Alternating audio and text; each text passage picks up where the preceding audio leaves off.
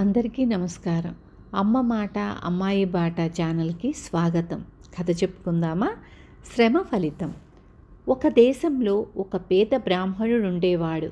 ఆయనకు ఒక చిన్న ఇల్లు, చిన్న పెరడు తప్ప ఇంకేమీ లేదు. అందుచేత ఆయన రోజూ బయటకు వెళ్ళి భిక్షాటన చేసేవాడు. తనకు తన భార్యకు సరిపడినంత బియ్యం దొరకగానే ఇంటికి తిరిగి వచ్చేవాడు. భార్య ఆ బియ్యం వండేది. పెరట్లో ఏవైనా కూరగాయలు కాస్తే దానితో ఇద్దరూ భోజనం చేసేవారు. కాలక్రమాన బ్రాహ్మణుడు పెద్దవాడైపోయాడు. భిక్షాటనకు పోవటం కష్టమయ్యింది. అప్పుడాయన భార్య ఇలా అంది, మీరెన్నడూ రేపు గురించి ఆలోచించిన పాపాన పోలేదు. ముందే జాగ్రత్త పడి ఉంటే ఇవాళ మనకి చిక్కు లేకపోయేది. అయినా ఈ ఊరి రాజు చాలా దానశీలుడంటారు. మీరు వెళ్ళి అడగండి, ఆయన మన దరిద్రం తీరుస్తాడు. బ్రాహ్మణుడు ఆ ప్రకారమే రాజును చూడబోయి ఆశీర్వచనం చదివాడు. రాజు ఏం కావాలో కోరుకోండి అన్నాడు. అయ్యా, తమరు సంపన్నులు, కానీ తమ సంపదలో నేను భాగం అడగను.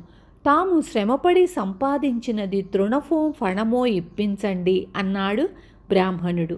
రాజు దగ్గర చాలా ధనం ఉంది, కానీ అందులో ఒక్క దమ్మిడి కూడా తాను కష్టించి సంపాదించినది కాదు.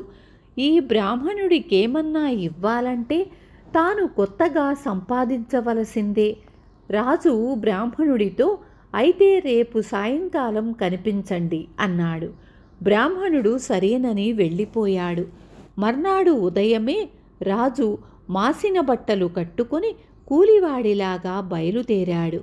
ఆయన అలా కొద్ది దూరం వెళ్ళేసరికి వీధిలో ఒక కుమ్మరి కుండలు చేయబోతున్నాడు.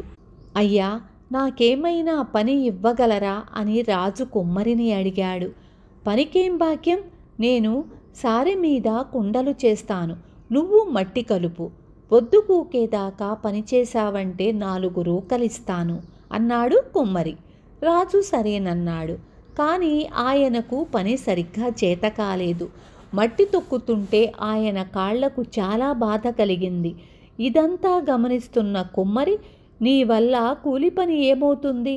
పద పద, మాట అన్నాను కనుక ఇస్తున్నాను, ఇవిగో రూకలు, మళ్ళీ ఎన్నడూ కూలి పని చేస్తానని రాకు అని మందలించి రాజును పంపేశాడు.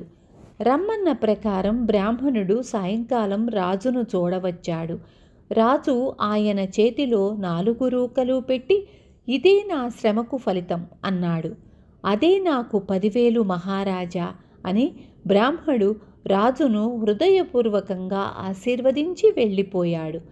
తన భర్త రాజుగారి వద్ద నుంచి బహుమతులు ఎన్ని బళ్ల మీద తోలించుకు వస్తాడో అని ఎదురు చూస్తున్న బ్రాహ్మణుడి భార్య తన భర్త వట్టి చేతులతో రావటం చూసి, ఏమండి, ఏమయ్యింది? రాజు మళ్ళీ వాయిదా వేశాడా అని అడిగింది. లేదు, దానం తీసుకునే వచ్చాను, ఇవిగో 4 రూకలు అంటూ బ్రాహ్మణుడు రూకల్ని భార్య చేతిలో పెట్టాడు. వాటిని చూడగానే బ్రాహ్మణుడి భార్య మండిపోయింది. కాశీ వెళ్ళి కొంగయ్యేక తెచ్చినట్లు రాజుగారి దగ్గర కూడా ఈ యావారం డబ్బులేనా తెచ్చేది అంటూ ఆమె ఆ 4 రూకలు పెరట్లోకి విసిరేసింది. అప్పటికే చీకటి పడిపోయింది.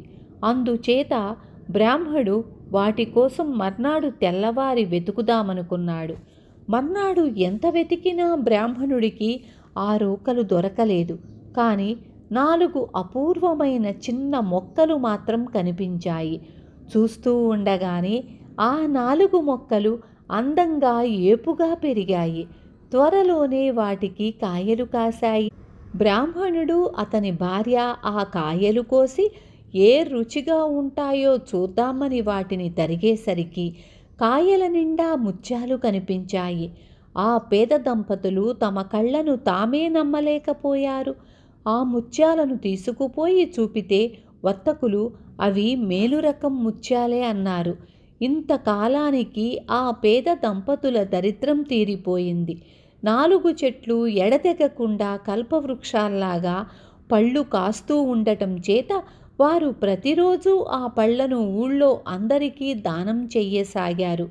కొద్ది కాలంలోనే ఆ ఊరి రాజుకు ఈ బ్రాహ్మణుడి సంగతి తెలిసింది. శ్రమదానం యాచించి 4 రూకలు మాత్రమే పట్టుకుపోయిన ఆ బ్రాహ్మణుడికి ఇంతలోనే ఇలా సిరి ఎత్తుకోవడానికి ఆ కారణం రాజుకు బోధపడలేదు. ఆయన ఆ విషయం తెలుసుకుందామని బయలుదేరి బ్రాహ్మణుడి ఇంటికి వచ్చాడు. అయ్యా, ఆనాడు మీరిచ్చిన 4 రూకలు నేను ఖర్చు చెయ్యనే లేదు. నా భార్యకిస్తే ఆమె అలిగి వాటిని పెరట్లోకి పారవేసింది.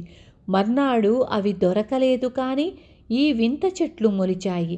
వీటి నుంచి మా తరతరాల దరిద్రం తీరిపోయింది అన్నాడు బ్రాహ్మడు. శ్రమ ఫలితం విలువ రాజుకు అర్థమయ్యింది.